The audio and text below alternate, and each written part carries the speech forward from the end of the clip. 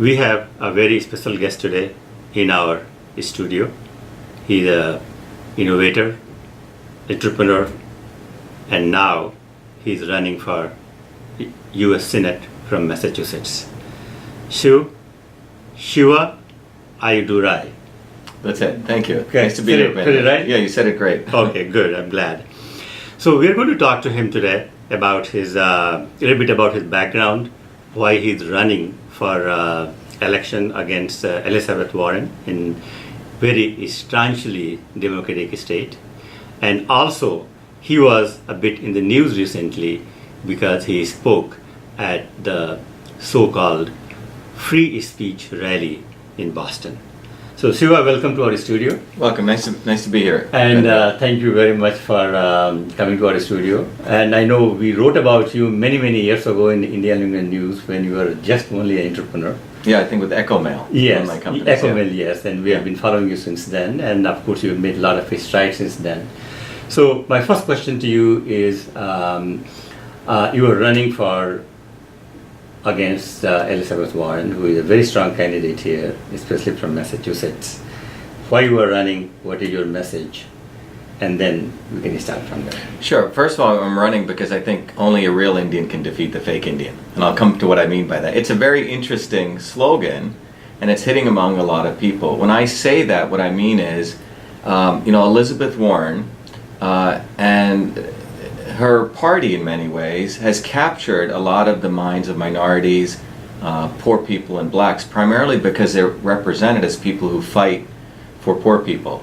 But in my view, when you really unravel this, what you find is that the Elizabeth Warrens of the world, they're really not focused on advancing the plight of minorities or poor blacks, etc. Their focus really has been, in my opinion, is to really keep people on the plantation. When I grew up in India, many people may know that the politicians would come out once in a while and give rice, and now they give laptops to people. Sure, right? Yeah, it's true. And then they get the votes. Mm-hmm. In America, it's essentially a little more sophisticated way.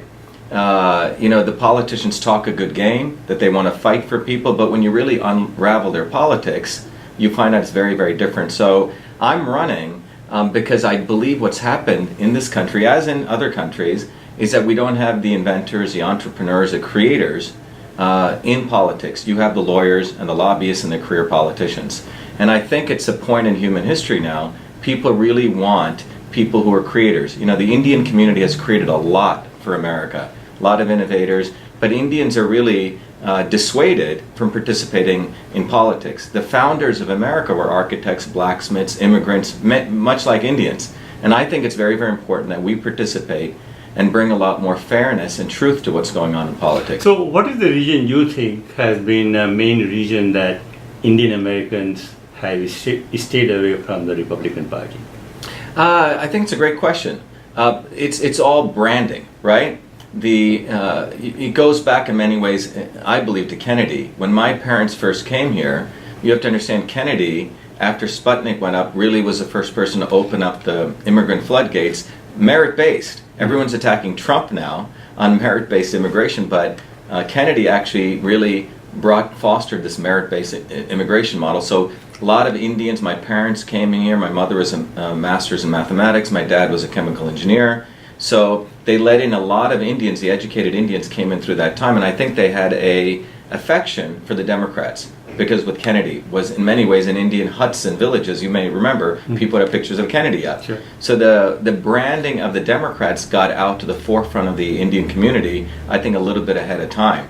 But if Kennedy were alive today, in many ways, if you look at his policies, they're very Republican. Mm-hmm. So these parties' branding is what the reason that I think a lot of the Indians affiliated themselves with Democrats. So now you are an Indian American and you are very successful, you have done a lot of things, you have number of PhDs and highly educated, entrepreneurial, and now you are getting into politics.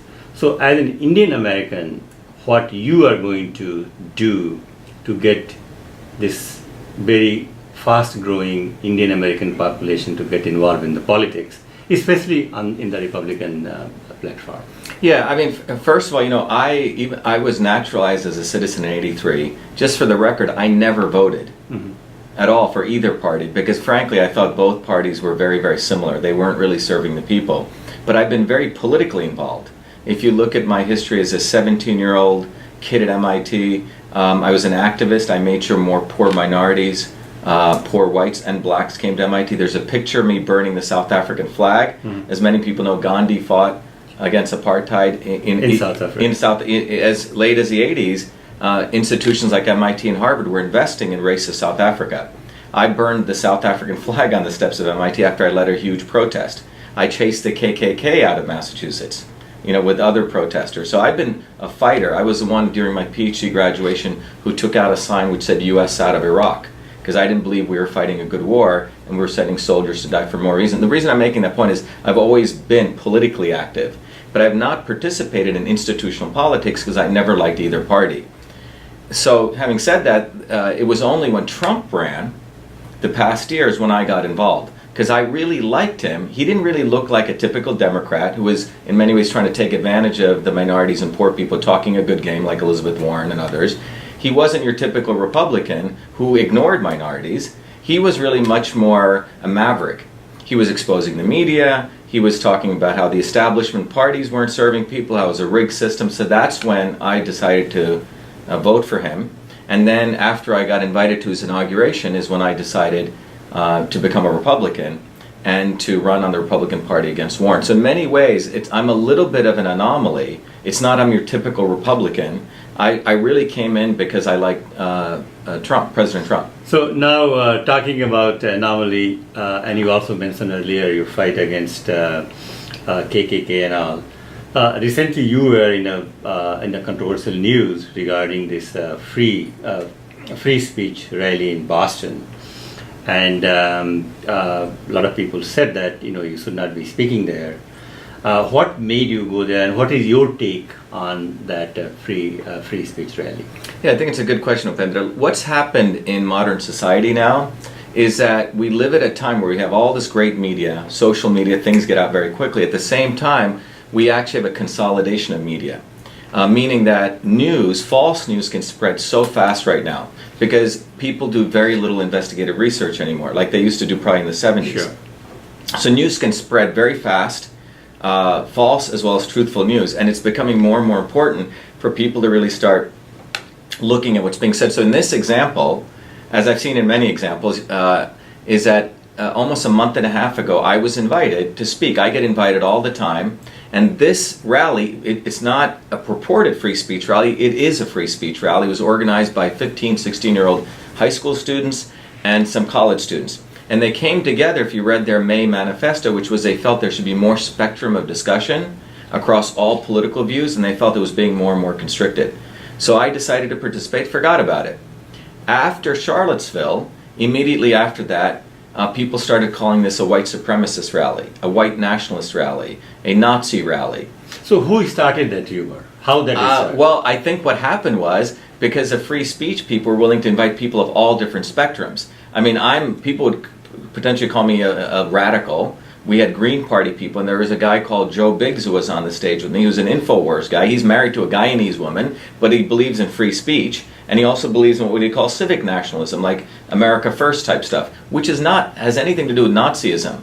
I think what's happened is, because Charlottesville took place, immediately all the politicians jumped on board. Many of them, Baker and Walsh, were up for re-election, wanted to act as though they're the fighters against racism and white supremacy. And that's what happened here. And then the media got involved in here. So it cycled on itself. People characterize this as a white supremacy neo-Nazi rally, when it was so far from the truth. And we were all attacked. It was like a witch hunt was taking place on us. On the date of the rally, what's fascinating is the permit was given for 100 people inside the stadium there. Outside of it was a fence, and there was an outer fence. In that outer fence was supposed to be supporters and the media. What took place on August 19th was, first of all, only 50 or 60 of us made it in. Other of our supporters were left out. And the thousands who came were not allowed in. And the media was shunned. They were literally blocked by orders from the administration. So in many ways, we had to sort of, we're about 40, 50 people against 50,000 people. Mm-hmm. So we continued our speeches. There was So how many speakers were there? there was a total of 14 speakers assigned. 5 speakers weren't even allowed to come in. One was a congressional candidate, another was a lawyer, Ronaldo Delgado, he's a free speech attorney, and there was 3 others who didn't even make it in. And by the way, all the press was not allowed in, which is unfortunate. In fact, in the rotunda there was no network connection. It was hard for us to even stream anything out. What about you? Did you face any difficulty in getting there? Or? Yeah, I mean, the press wanted to check us, know who we were. I mean, it wasn't difficulty. They were doing their due diligence, but I was able to come in because the students verified that I, in fact, was one of the speakers. When we got in, after all of this turmoil, we decided to move forward. And first, 2 husband and a wife team, or couple team, they were in their, religious robes. They did a smudging. They did a very nice song. They recognized a woman that had died. And then I was one of the keynote speakers. I spoke. And my speech was really pointing out, if people want to see it, it's up on YouTube. I said, people told me not to come to this rally. That why was I standing with you? And I asked, but no one even knows who you are. And I said, but no one has ever asked why people stand on the same stage with Hillary Clinton. Remember, Hillary Clinton's the one who called black children super predators. No one ever asked why people stand on the stage with Jimmy Carter, another Democrat. He's the one who said we need ethnically clean neighborhoods. Harry Reid is the one who said Obama, I'll vote for him because he doesn't have a quote-unquote Negro accent. So what I find fascinating is that a finite set of people are determining what is white supremacy. That's what came out of this to me. You have to be in the pillowcase hat, or you have to wear the swastika, which is, by the way, an Indian symbol. Yeah. So someone has decided that's white supremacy, and then they give a get out of jail free card to all these other people. In my opinion, there's a lot of white supremacists in academia, right here in Cambridge. They're the ones who wrote theories that black people are stupid, or people of this caste are stupid. So I find we're in a very interesting point in human history that thought is limited to someone telling us what is thought. So for example, Upendra, I'm sure if you saw a neo-Nazi person doing a Heil Hitler sign, I think you have enough rational behavior to just walk along, But someone is telling us, oh, we need to tell you that that's a bad person. And I think that's against free speech, and I think it's against scholarly dialogue, which is what makes this country great. So now at that rally, I think you were the only Indian American there. Was any other? No. In fact, Kriti was in the audience. Kriti was there. He couldn't make it in. Dr. Rao was there, Kishore Rao. He was there. He's a 66-year-old man. If you look in the picture, there are 3 or 4 African Americans there. There was a Chinese American there. There was a young Islamic student who came. There was a Hispanic person there. I mean, if you looked at it, it was nothing to do with neo-Nazi. And some Indian publication out there, South Asian group has said Shivas. Some coalition, yes. Yeah, some coalition immediately branded me as a Nazi and a white supremacist. And I think this is what's going on. People are running nonprofits. They need their enemy. They're getting funding. And it's become a business to label people. And I think this has nothing to do with reality. And I think this is really the lesson of this. 50 people went in there who truly did stand for free speech. We had posters which said Black Lives Do Matter. Another poster said no to Monsanto. And as a part of that, we talked about the fact in academia, there's very little free speech. If you're up for tenure in the agriculture department of Cornell and you write anything against Monsanto, you're gone. So the limitation of speech is very significant in academia right now. So in this context, for example, say, define who Shiva is. Like, who really, for example, in 2 or 3 points, that this is what really you believe in, this is what you stand for, and this is what you are going to fight for as you start your political career. I think what you're looking at is you're looking at someone who's an innovator, a revolutionary, a disruptor, but a scientist and an entrepreneur. I mean, I've actually created jobs. Those are the words that really describe me. If you look at my life, Upendra, it's the lives of many of your viewers. I came through the process of immigration from India as a 7-year-old kid. India has a caste system. We were considered quote-unquote low caste untouchables, which is a little bit different. Went through the educational process, your public school systems. As a 14-year-old kid, I invented the first email system. When I converted the old inter-office mail system, inbox, outbox, memo, carbon copy into the electronic version, called it email, wrote 50,000 lines of code, and in fact got the first US copyright. It's black and white that a 14-year-old Indian kid in Newark invented email. And then I went through 4 degrees at MIT across multiple fields.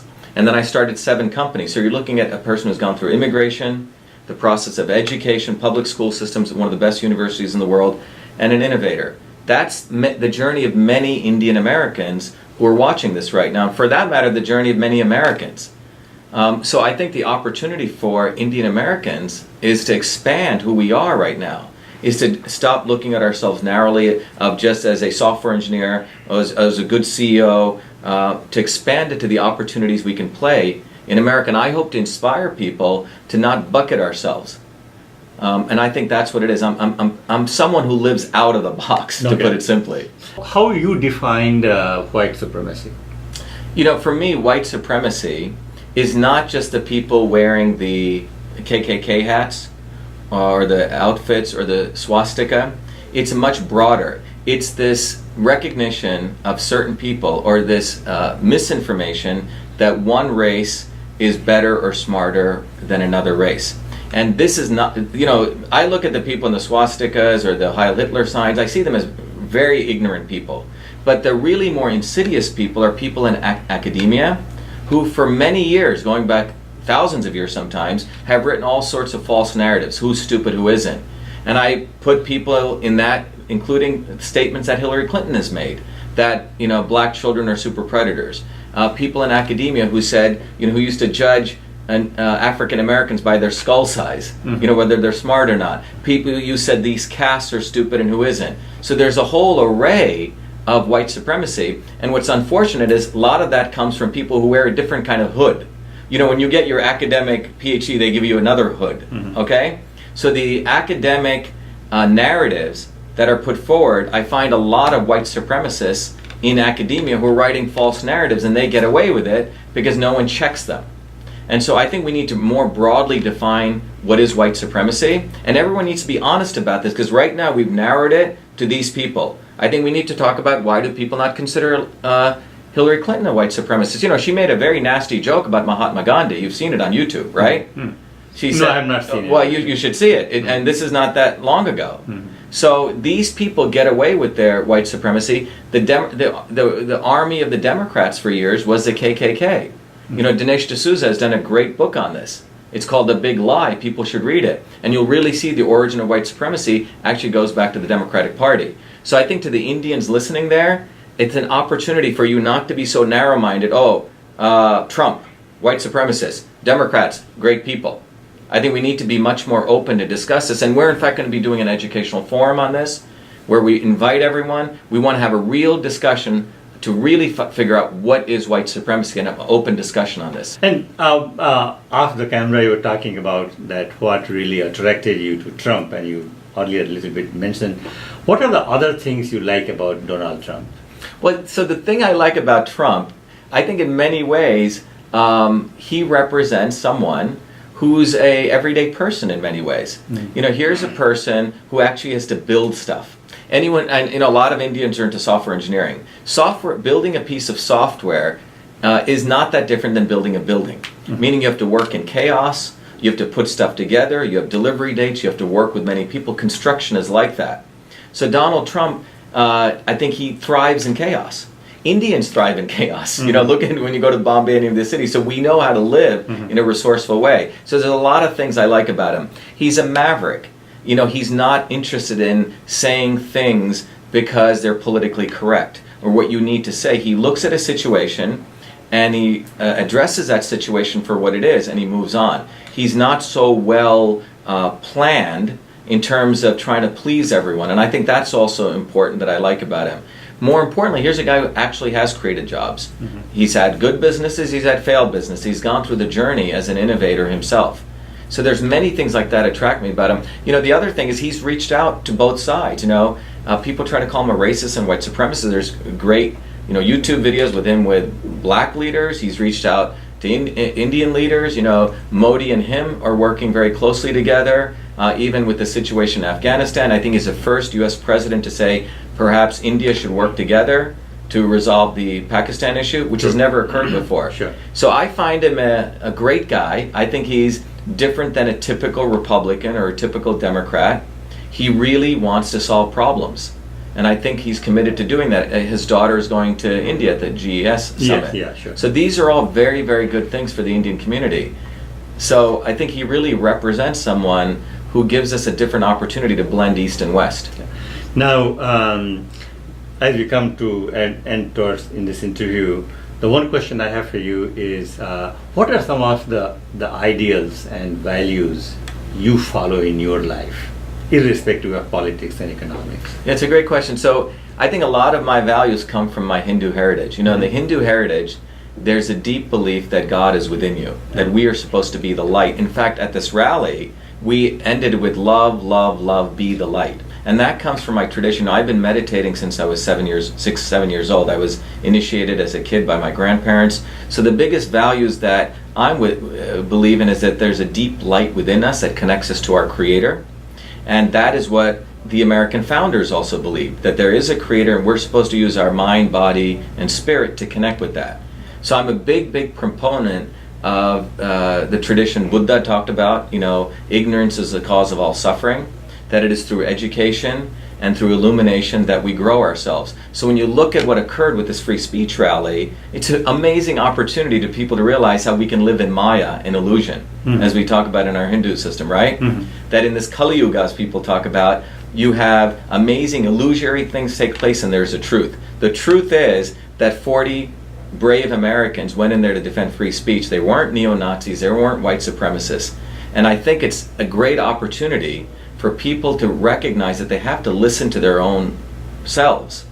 So now, what you have to say to those, the coalition of Indian American groups who gave you all those names?